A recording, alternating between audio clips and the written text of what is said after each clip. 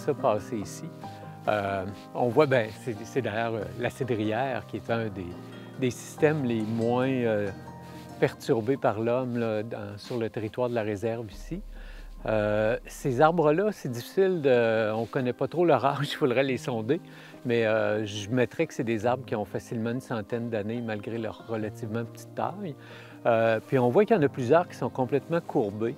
L'hiver, la neige a pu débouler, puis les renverser un peu, puis là, ils se sont redressés. Des fois, c'est simplement aussi le sol qui glisse très lentement, puis qui ramène l'arbre vers le bas, puis lui se relève. Fait que ça nous renseigne, entre autres, sur le fait que ce n'est pas des sols très stables, puis que si on coupe les cèdres ici, ben on va avoir pas mal de roches puis de terre qui va descendre jusqu'au pied du talus. C'est vraiment un système intéressant. Je dirais que c'est aussi le refuge pour plusieurs oiseaux, plusieurs animaux qui cherchent des bosquets denses. C'est relativement dense comparativement aux autres peuplements. Il y a moins de prédateurs peut-être aussi un peu. Finalement, je dirais que c'est une place où des fois l'hiver, on a plus de chances de voir la chouette rayée qu'ailleurs.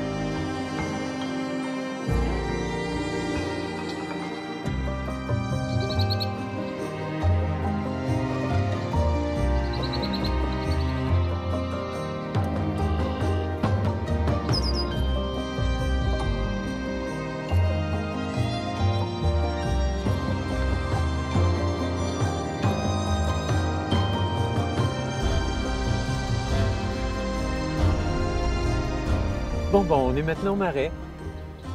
Pas besoin de dire que c'est l'écosystème chouchou de tous les visiteurs qui viennent ici.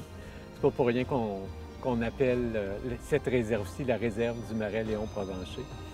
C'est un marais artificiel qui a été... la digue a été finalisée, je crois, en 1996, puis ils ont attendu 2 ans pour laisser la terre se tasser avant de de bloquer les vannes puis de laisser monter le niveau d'eau.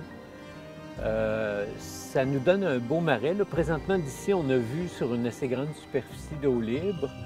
On aurait l'impression que ce marais-là ne change pas, qu'il ne bouge pas trop dans le temps.